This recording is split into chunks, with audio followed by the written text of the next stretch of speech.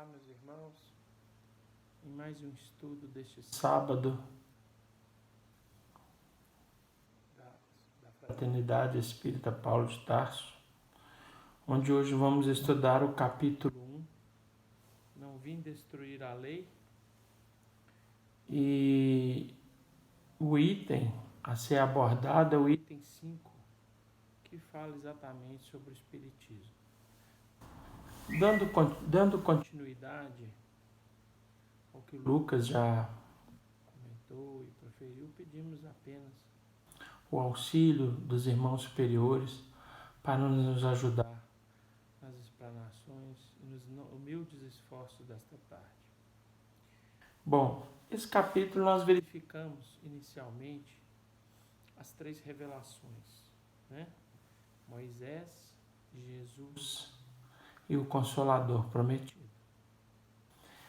Moisés, com os 10 mandamentos e a pregação pelo deserto com o povo hebreu, ele permaneceu, assim que ele libertou o povo hebreu do cativeiro egípcio, ele conduziu por mais ou menos 40 anos no deserto, onde tem aquela famosa cena épica, onde ele atravessa o Mar Vermelho e o mar se abre com autorização dos espíritos superiores, é um fenômeno físico, e todo o povo libertado atravessa, inclusive ele, Josué e os outros.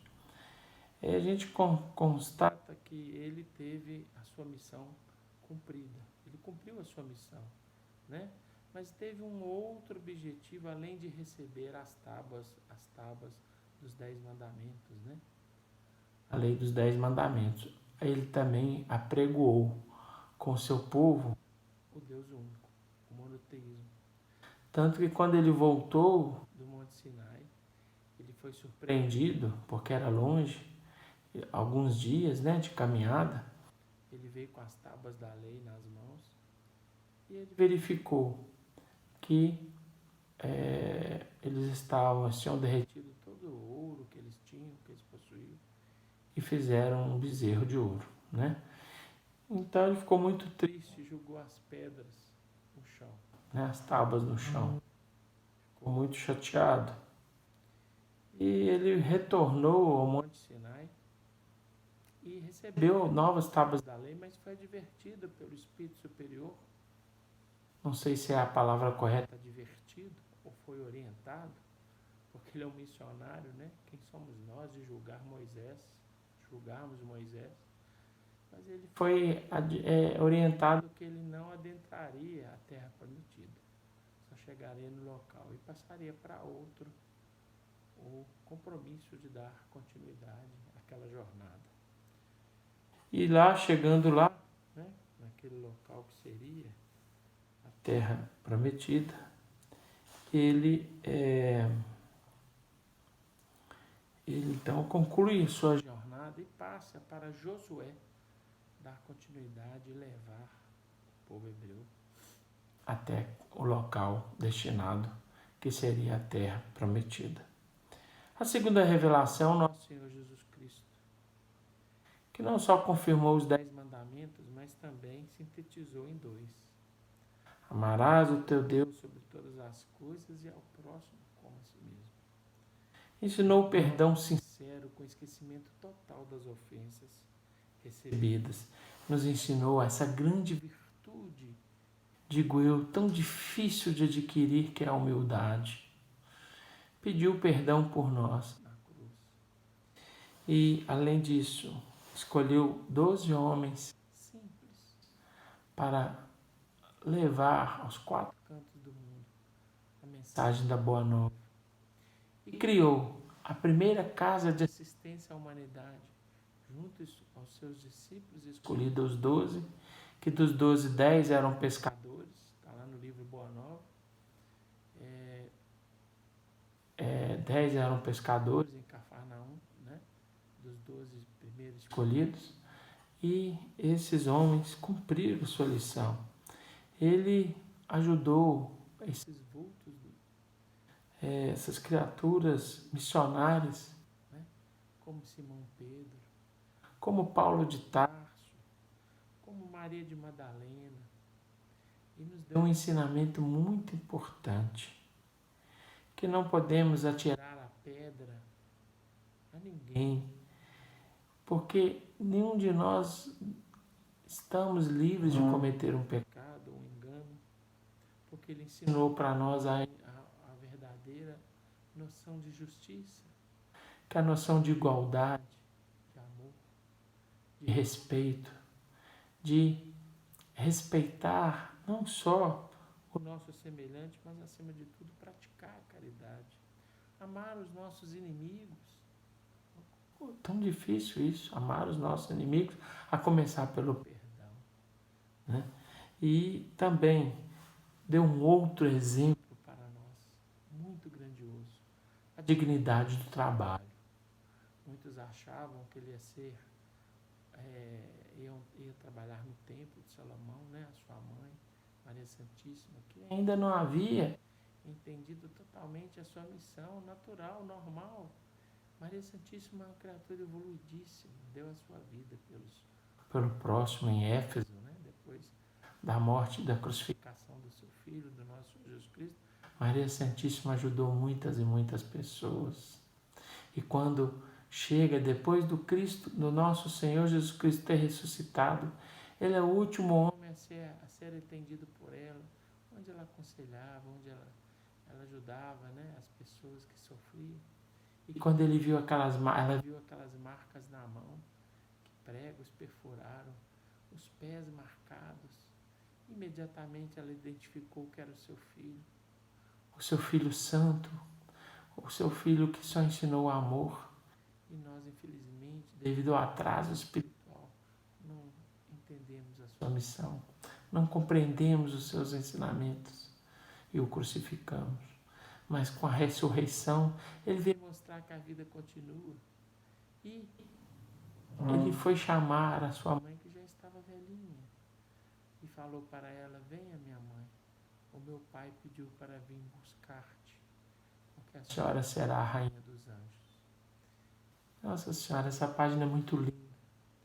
E a terceira revelação, que é o Consolador prometido, que o nosso Senhor Jesus Cristo avisou que viria, que foi codificado pelo Senhor Allan Kardec, né, com o Livro dos Espíritos, inicialmente, depois o Livro dos Médiuns, o terceiro livro que ele adoeceu, ele teve que ir para a cidade de, eu não me lembro a cidade francesa, mas ele teve que mudar de local porque ele estava tendo problemas de saúde, mas é porque a espiritualidade o afastou, para ele ter mais isolamento ainda, para poder receber as mensagens desse terceiro livro, que é o livro tão abençoado, é claro, como a codificação como todo é, né? Que é o Código da Vida, que é o Evangelho segundo o Espiritismo. O Evangelho, então, é o terceiro livro, né, que ele recebeu. Depois, o Céu e o Inferno, né? E, por último, o Céu e o Inferno. E, por último, Obras Póstumas, né? Mas está faltando são 5. Livro dos Espíritos, Livro dos Médiuns, Evangelho, Céu e Inferno. Bom, Kardec proclamou, o Senhor Allan Kardec, no Evangelho, que Jesus diz que fora da caridade não há salvação. E nos lembra o seguinte, que a fé verdadeira é aquela que pode encarar a razão face a face em todas as épocas da humanidade, ou seja, se referindo ao Espiritismo. Isso quer dizer que sem amor, meus irmãos, não haverá luz no caminho, e que sem caridade não existirá tranquilidade para ninguém. Nós sabemos que o próprio Evangelho nos ensina que a verdadeira caridade, ela começa com a caridade material. Com a piedade, na realidade, é o primeiro sentimento que inicia essa transformação interior no ser humano. Se apiedar pelo outro, sentir a necessidade de ajudar o outro, seja numa doença, seja numa cirurgia, Às vezes a pessoa está impossibilitada. Receber uma visita amiga, fraterna a essa pessoa, seja um parente próximo ou não. Renunciar, às vezes, a uma diversão. Renunciar, às vezes, a um descanso para ficar ao lado daqueles que deram a vida por nós. Aqueles que estão sempre nos ajudando e nos aconselhando, que são os nossos pais, que são eles os representantes de Deus, que estão aqui nos ajudando. E eu não estou aqui julgando ninguém. Quem sou eu? Sou uma alma atrasadíssima, creio eu, ainda preciso de melhorar muito. Não estou me julgando, não tenho essa condição de fazer o meu julgamento, mas tenho que ter humildade e lembrar que ainda possuo muitas imperfeições. Mas o Evangelho, com esse clarão, com essa luz que o Evangelho nos traz, nos ensinando a verdade, nos ensinando sem dogmas, sem adorações a imagens, com todo respeito às outras religiões. Como o nosso Senhor Jesus Cristo diz, ele veio completar as outras religiões que não falam, que o Espiritismo explica tão bem, né? Sem dogmas, sem colocar dúvidas, sem modificar nada que o nosso Senhor Jesus Cristo disse. E os discípulos, os evangelistas escreveram, né? Registraram. Então, meus irmãos, o Espiritismo realmente, nesses enunciados, significam sim justiça e sem lógica. Os nossos melhores sentimentos podem transfigurar-se em meros caprichos do coração. Então, meus irmãos, uma pessoa que quer ser um espírita sincero tem que lembrar aquilo que está no Evangelho, que o verdadeiro cristão sincero, independente do seu rótulo de religião, o verdadeiro cristão é aquele que se esforça para domar as suas más inclinações, pelo menos esforça para domar. Porque não é fácil, nós sabemos. O homem velho quer falar mais alto dentro de cada um de nós.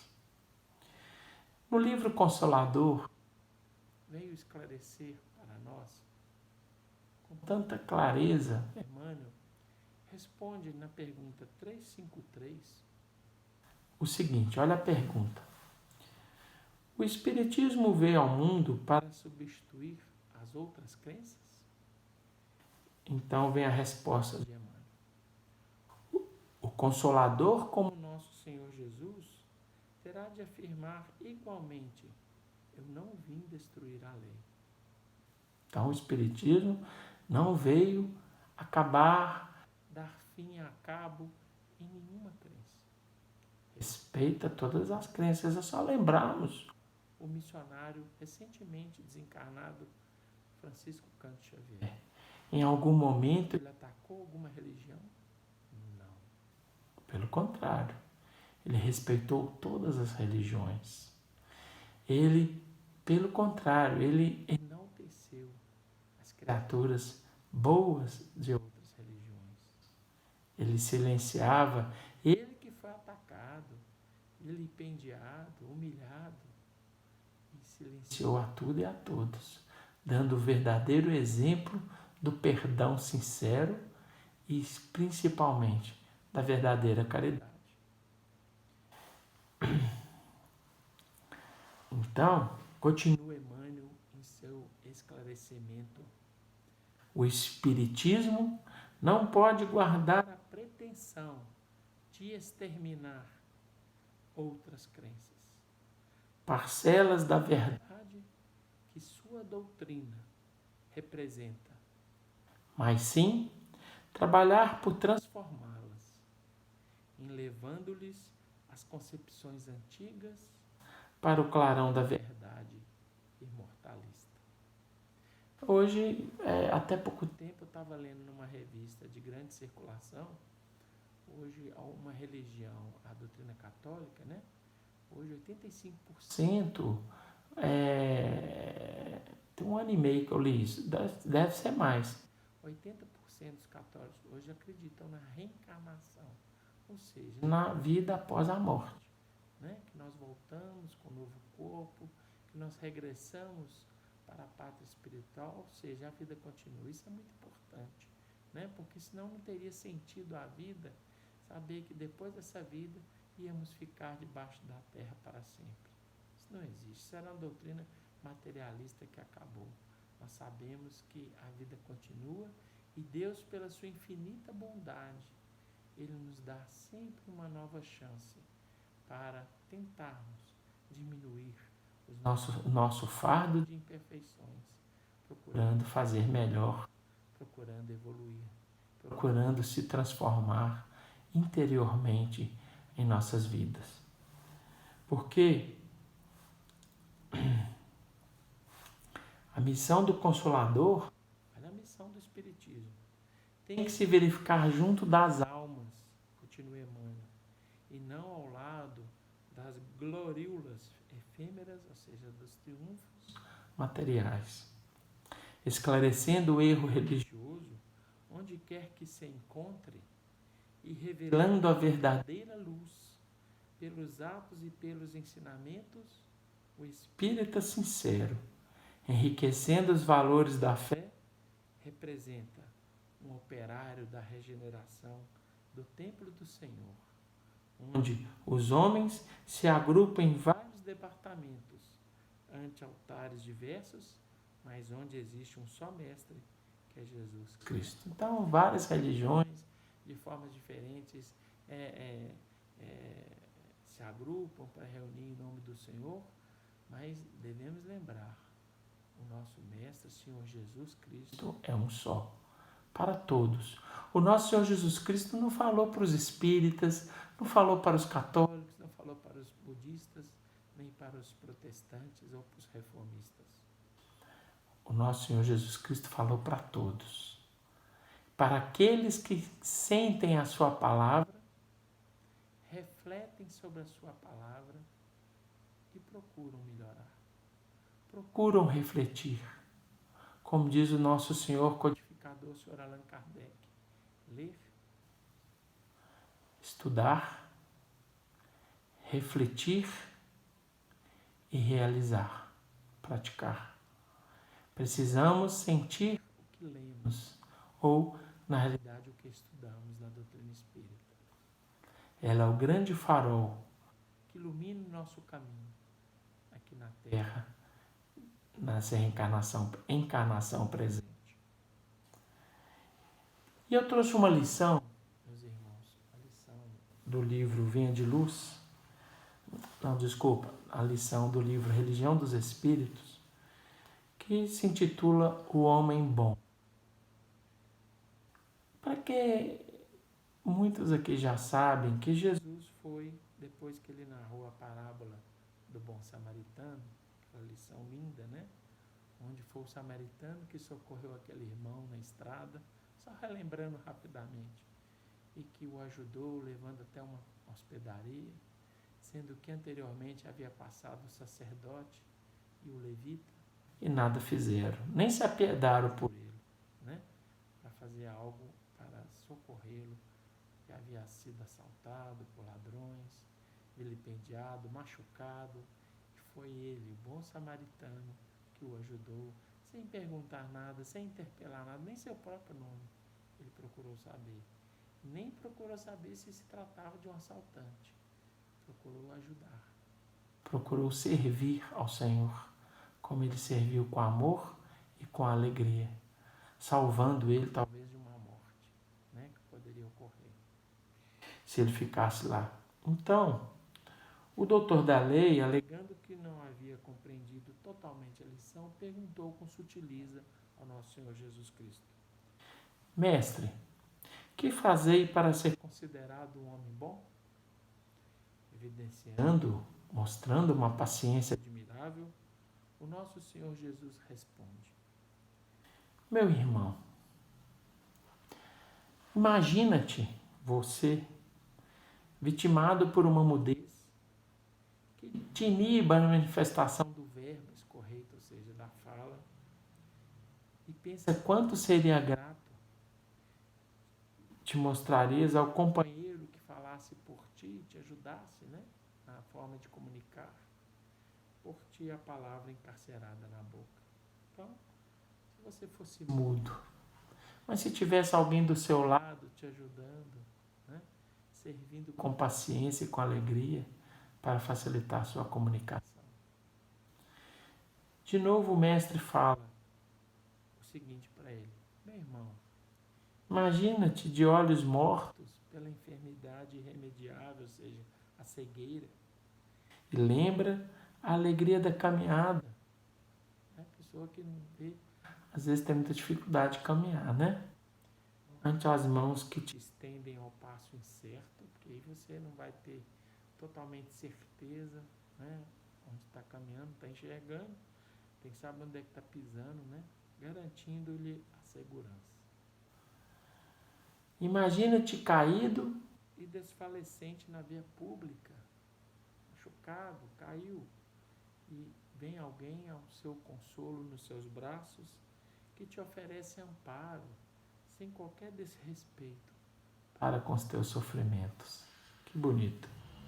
Imagina-te tocado por moléstia contagiosa e reflete, olha, isso me lembra lá nos templos do nosso Senhor Jesus Cristo, onde os irmãos que contraíam a lepra, que é a arsenise, que naquela época não tinha cura, tinham que gritar: sou leproso, né?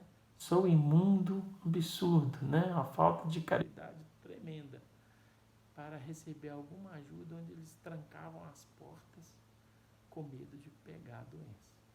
E eles pegavam rapidamente e voltavam para aquele vale terrível onde eles moravam, aquelas grutas, onde era também chamada de Vale dos Imundos. Terrível que essas pessoas passaram na época de Jesus. Então imagina, né, você com uma moléstia contagiosa, uma doença sem cura, e não tem, ou às vezes com cura, né? E nós estamos passando por isso aí, ó. Uma doença que é contagiosa, está pegando rico, pobre, branco, negro, todo mundo se igualou nessa doença. Isso é uma lição para nós, uma lição de que precisamos dar mais valor à família, precisamos dar mais valor à fé, e precisamos dar mais valor à vida, né? Preocupar menos, é lógico, a parte material é importante, porque inclusive com o dinheiro se consegue os estudos para os cientistas criar as vacinas, benditas vacinas, né? Mas eu falo assim, para mostrar para cada um de nós quanto é importante a vida, darmos mais valor à vida, porque é uma oportunidade única que Deus nos dá, né, para ainda mais conhecendo a verdade. Não podemos chegar do lado de lá como aqueles irmãos que Kardec no sonho visitou, né, um local onde existiam pessoas gritando, sofrendo. E ele perguntou: esses são os guerreiros, né? Kardec perguntava: eles descansam, os guerreiros? Não. Enfim, Kardec formulou várias situações. Esse é César, é Nero? Não. E aí, por fim, a entidade explicou: esses são aqueles, meu irmão, que conheciam a verdade e não a praticaram. Nossa Senhora, isso, digo eu, é muito sério. Eu é que sei, não. Então continua aqui o nosso Senhor Jesus Cristo falando para ele: meu irmão, imagina-te no cárcere, padecendo a incompreensão do mundo, e recorda como te edificaria o gesto de coragem do irmão que te buscasse testemunhar entendimento. Imagine-te, meu irmão, sem pão no lar, encarando a amargura e escassez, e raciocina sobre a felicidade que te aparecia de súbito no amparo daqueles que te levassem leve migalha de auxílio, sem perguntar por teu modo de crer e sem te exigir exames de consciência. Foi o que o bom samaritano fez com aquele irmão. Não exigiu nada dele, só exigiu paciência até ele chegasse na hospedaria e pudesse socorrê-lo como ele socorreu, com tanto amor, com tanto carinho, com tanta devoção ao próximo. Imagine-te em erro, sob o sarcasmo de muitos, a ironia de muitos, né? Mentaliza o bálsamo com que te acalmarias diante da indulgência dos que desculpassem a falta, alentando-te o recomeço. Não podemos julgar ninguém. Não temos essa capacidade, não possuímos esse direito e nem essa capacidade. A começar dos nossos pais, que são os verdadeiros representantes de Deus aqui na Terra, onde pagando com a nossa vida é pouco. Nós não vamos conseguir pagar essa dívida com os nossos pais nessa encarnação. Mas pelo menos estamos procurando cumprir, todos nós, com o nosso dever, né? De respeitá-los, de honrá-los e de amá-los. Em seguida, ao intervalo espontâneo, indagou o divino amigo. Nosso Senhor então perguntou para ele: em teu parecer, quais, o doutor da lei, né? Perguntou para o doutor da lei: em teu parecer, quais teriam sido os homens bons nestas circunstâncias? Então, o doutor da lei respondeu: os que usassem de compreensão e misericórdia para comigo, explicou o interlocutor. Então, repetiu Jesus com bondade: segue adiante e faz também o mesmo. Pois é, meus irmãos, a gente, sinceramente, esse capítulo ele abre o Evangelho segundo o Espiritismo, né? E vem nos mostrar a necessidade e a importância, né? do Espiritismo, do Consolador em nossas vidas. É muito importante. E para finalizar, porque eu só tenho 3 minutos, eu pediria permissão aos irmãos para terminar com... deixa eu ver aqui se eu consigo acessar. Achei. Uma lição que chama do Alvorada Cristã. Sigamos com Jesus. Na realidade, é a primeira lição do livro Alvorada Cristã.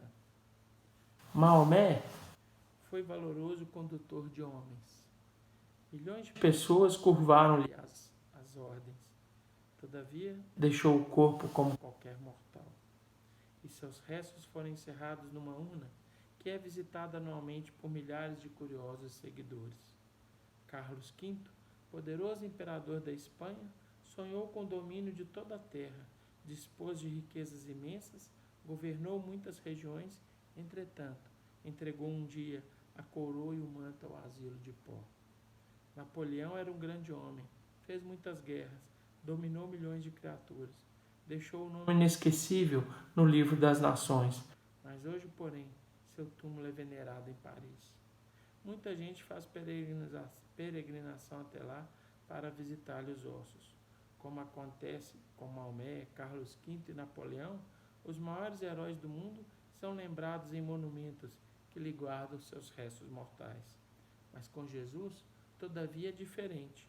No túmulo do Nosso Senhor não há sinal de cinzas humanas, nem pedrarias, nem mármores de preço, com frases que indiquem ali a presença da carne e do sangue. Quando os apóstolos visitaram o sepulcro, na gloriosa manhã da ressurreição, não havia ali nem luto nem tristeza. Lá encontraram o mensageiro do reino espiritual que lhes afirmou: não está aqui. E o túmulo está aberto e vazio há quase 2000 anos. Seguindo, pois, com Jesus, através da luta de cada dia, jamais encontraremos a angústia da morte, e sim a vida incessante. No caminho de notáveis orientadores do mundo, poderemos encontrar formosos espetáculos da glória passageira. Contudo, é muito difícil não terminarmos a experiência em desilusão e poeira.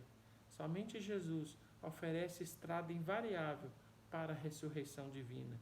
Quem se desenvolve, portanto, com exemplo e com a palavra do Mestre, trabalhando por revelar bondade e luz em si mesmo, desde as lutas e ensinamentos do mundo, pode ser considerado cidadão celeste.